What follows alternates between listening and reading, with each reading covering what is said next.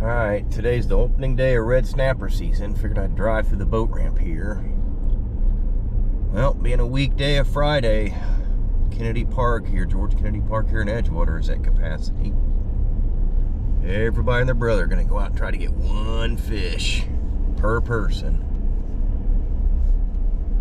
This city has lost their mind, allowing boats to park these supersized trailers here sticking out in the parking lot. The city of Edgewater has lost their mind. All right, let's ride over to the swoop ramp, or the New Smyrna Beach ramp. Check it out. This is George Kennedy Park in Edgewater. At capacity, they're even parking across the street now.